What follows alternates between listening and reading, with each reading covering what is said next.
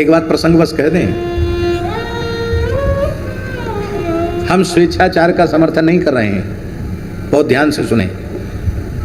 बालक बालिकाओं को, भाई बहनों को सदा अपने माता पिता के अनुशासन में ही रहना चाहिए। कहीं घूमने फिरने जाना है तो समय से जाओ और समय से लौट के अपने माता पिता के पास आ जाओ। 10 बजे रात्रि के बाद फिर घर से बाहर जाना अच्छी बात नहीं है। ऐसी पार्टियां जहां होती हैं उनका पूरी तरह अपनी ओर से बहिष्कार कर दो।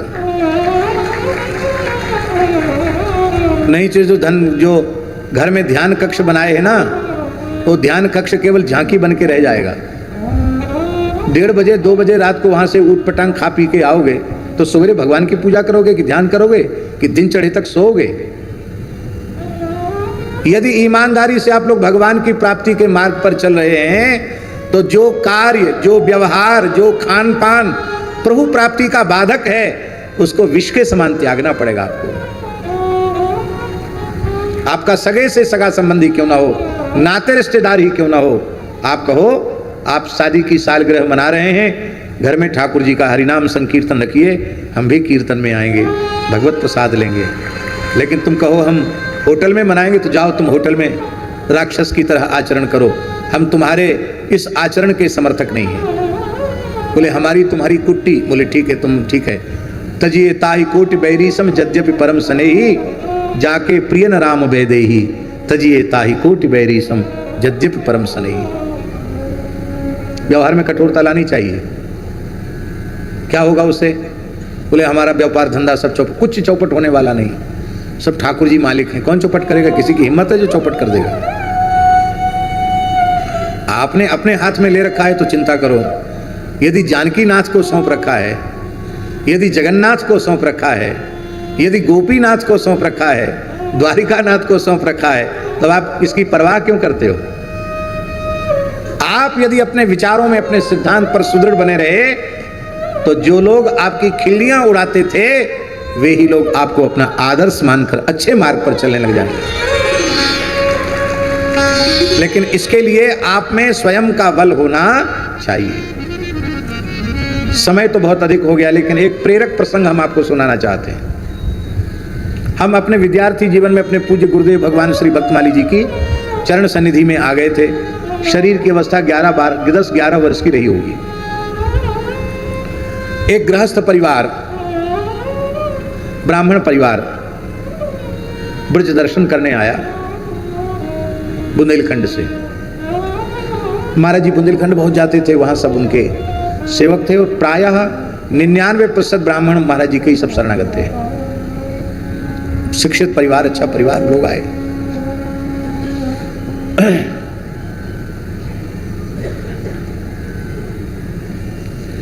उनको मथुरा दर्शन करना था तो हमको भी महाराज जी ने साथ भेज दिया उनके। बोले चाहो तुम भी दर्शन कर आओ।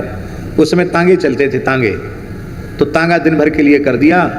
अब हम लोग गए तो पहले पागल बाबा का दर्शन किया, फिर कृष्ण जन्मभूमि का दर्शन किया, और जब द्वारकाधीश पहुंचे तब तक द्वारकाधीश के दर्शन बंद हो गए। मथुरा में द्वारकाधीश जी है ना, दर्शन बंद हो गए। और दर्शन करके तो जाना है, दिन भर का समय है, तो दिन का समय कहाँ काटें, ध्यान दें। तो रंगेश्वर महादेव पहुंच गए। अब शाम को खुलना है दर्शन 4-5 बजे, 4 बजे 4:30 बजे भगवान का द्वारकाधीश जी का दर्शन खुलना है। तब तक यहाँ कहाँ बैठे, वहीं बैठ के मंदिर पे। तो अब वो लोग मन नहीं लग रहा था कि इतने लंबे समय तक प्रतीक्षा करेंगे, दिन भर के लिए तांगा किया हुआ है। तो सामने ही रोड के उस पार एक सिनेमा घर था, टाकीज कहते हैं उसको व्यवहार की भाषा में। तो लोगों का प्रस्ताव हुआ कि बहुत अच्छी धार्मिक फिल्म चल रही है, तो अभी तो 12 तो बज गया, तो 12 से 3 एक शो देख लेते हैं सिनेमा का, तो समय भी कट जाएगा और तब तक द्वारकाधीश जी का दर्शन खुल जाएगा। सब राजी हो गए फिल्म देखने के लिए। मैंने उनको कहा, जो सज्जन का प्रस्ताव था, मैंने कहा हम यहीं आपको मिल जाएंगे और आप लोग जाएं जहां आपको जाना, आप जा देखें। कहा तुम क्या करोगे, तुम भी चलो हमारे साथ। अरे देख लो क्या होता है। मैंने कहा गुरुदेव ने भगवान का दर्शन करने भेजा है, सिनेमा देखने नहीं भेजा है। हम नहीं जाएंगे, हम बिल्कुल नहीं जाएंगे, आप लोग जाइए।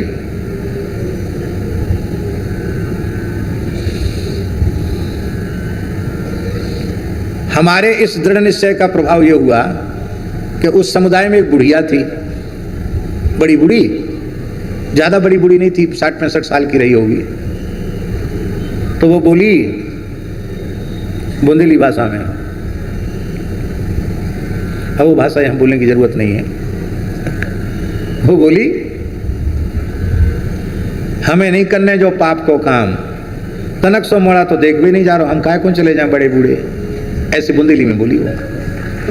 माने इतना छोटा बच्चा, 12-13 साल का लड़का, वो नहीं देखने को कह रहा है, और हम 60-65 साल के हम देखने जाएं, तीर्थ में पाप करने आए कि पुण्य करने आए, हम नहीं जाएंगे।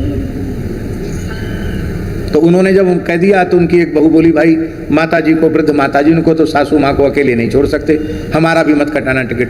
धीरे धीरे क्या हुआ, सबका विचार बदल गया। एक अकेले वह प्रस्तावक रह गए, जिनका प्रस्ताव था ना कि सिनेमा देखें हमें, केवल अकेले वो रह गए। बोले आप चले जाओ, आप देखें। बोले हम क्यों चले जाएं, हम यहीं बैठेंगे। महाराज बढ़िया बढ़िया बातें, हम उस समय भी बढ़िया बढ़िया कथा सुना देते थे, तो महाराज बढ़िया बढ़िया बातें सुनाएंगे ही सुनेंगे, हम नहीं जाते हैं। उसी समय वहाँ रमणरेती वाले महाराज जी का आश्रम है रंगेश्वर महादेव पर, वहाँ कोई उत्सव होने वाला था, वहाँ रासलीला आरंभ हो गई। तो हम लोगों ने रास देखा, महाराज जी आए, उनका प्रवचन सुना, फिर रास देखा, तो इतना अच्छा समय बीता। अब सबको हुआ कि वहाँ जाते सिनेमा में तो क्या ये संत दर्शन होता, रासलीला का दर्शन होता। तो ये घटना जब हमने आकर पूज्य गुरुदेव को सुनाई तो महाराज जी बोले, पंडित जी इससे आपने क्या प्रेरणा ली।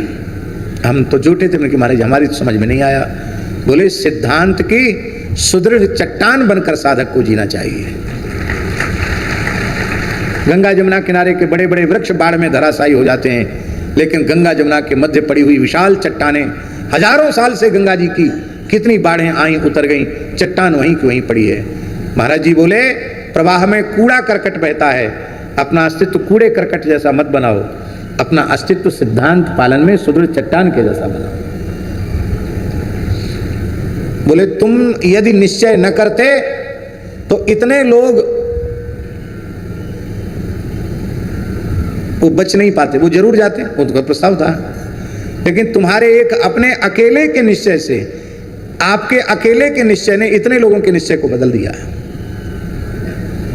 अब लोग कहते हैं महाराज जी हम कैसे करें, हम नाम नहीं लेंगे।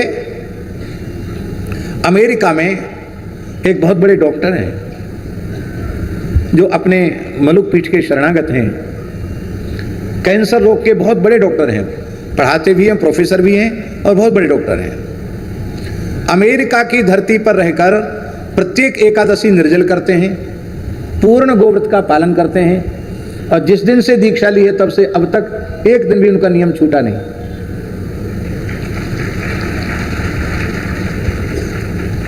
वहां रहकर पूर्ण गोव्रत का पालन करते हैं। एक से एक अच्छे बड़े अधिकारी लोग भी ठाकुर जी से जुड़े हैं, लेकिन वे निष्ठापूर्वक तिलक लगाते हैं, कंठी बांधते हैं, अपने सारे नियमों का पालन करते हैं। कैसे करते हैं? निष्ठा के कारण करते हैं। और जिनमें निष्ठा होती है उन्हीं को फिर भगवान अपनी कृपा करुणा का परिचय देते हैं, उन्हीं को अनुभव कराते हैं, सबको अनुभव नहीं होता है। एक बिहार प्रदेश के पुलिस विभाग के सबसे बड़े अधिकारी थे, डीजीपी होता ना, डीजीपी पुलिस विभाग का सबसे बड़ा अधिकारी पूरे प्रदेश का होता है। तो उन्होंने एक बार हमसे कहा, बोले महाराज जी आपकी कथा सुनकर हमारा मन करता कि हम तिलक भी लगावें, ब्रजरज का तिलक लगाएं अपने मस्तक पर। मैंने कहा लगाओ। बोले हमसे पहले आज तक स्वतंत्र भारत में शायद किसी डीजीपी ने तिलक तो नहीं लगाया, पुलिस वाले तिलक नहीं लगाते, अरे तो पुलिस विभाग का सर्वोच्च पद है। बोले किसी डीजीपी ने तिलक नहीं लगाया। तो हमने कहा कोई कानूनन रोक है, कोई ऐसा कानून है क्या कि पुलिस अधिकारी तिलक न लगावे? बोले नहीं, ऐसा लिखित तो नहीं, परंपरा है, लिखित नहीं है। सरदार अपने सिक्खी वेश का त्याग नहीं कर सकता, किसी अधिकारी में चला जाए तो हिंदू अपने वैष्णव चिन्हों को क्यों धारण नहीं कर सकता? आप जब करप्ट होंगे, भ्रष्ट होंगे, तब आपको सबसे डरना पड़ेगा। आप यदि 100% ईमानदार हैं, किसी के साथ भेदभाव अन्याय नहीं करते, तो आपको स्वधर्माचरण से रोकने वाला कोई नहीं। तो हमने कहा यदि ऐसा कोई कानून नहीं है तो लगाओ तिलक। और महाराज जी तिलक लगाकर बीजेपी की नौकरी उन्होंने पूरी की। अब वो बरसाना बास कर रहे हैं इस समय। उनकी धर्मपत्नी को भी बरसाने की रज मिली और वे स्वयं संतों की सन्निधि में रह करके बरसाना बास कर रहे हैं, खूब भजन कर रहे हैं। कोई बाधा नहीं है भजन सत्संग कीर्तन में। अपने विचार, अपनी अपरिपक्वता, अपनी निष्ठा का अभाव, यही बाधक है। इसलिए अपनी निष्ठा से कभी समझौता नहीं करना। बड़ी दुख की बात है, व्यासासन पर बैठकर कथा कहने वाले लोग कई ऐसे भी हैं जो संध्योपासन नहीं करते हैं। फुर्सत नहीं है, रात तक देर तक मोबाइल चलाएंगे, सवेरे देर तक सोएंगे, फिर कथा में चले जाएंगे। बाहर वालों को सिखा पढ़ा के रखते हैं कि कहते हैं महाराज जी नित्य नियम कर रहे हैं व्यास जी। अब नित्य नियम में सो रहे हैं कि खा रहे हैं भगवान जाने। लोग तो यही समझेंगे कि नित्य नियम माने माला फेर रहे हैं।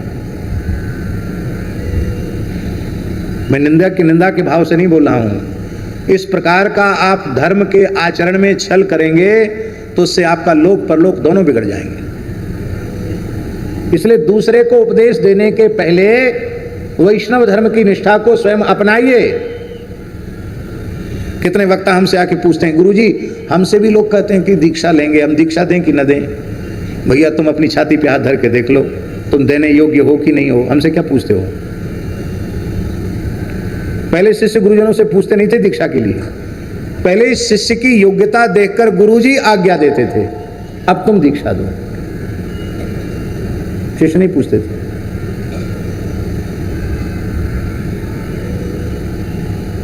और गुरु आज्ञा मानकर ही शिष्य उस कार्य में लगते थे, निष्काम और निर्लोभ भाव से, अपने किसी स्वार्थ की पूर्ति के लिए नहीं, अपने प्रचार प्रसार के लिए नहीं, जीवों का परम कल्याण हो, परम हित हो, इसलिए। बोलो भक्तवत्सल भगवान की जय। जय जय श्री राधे।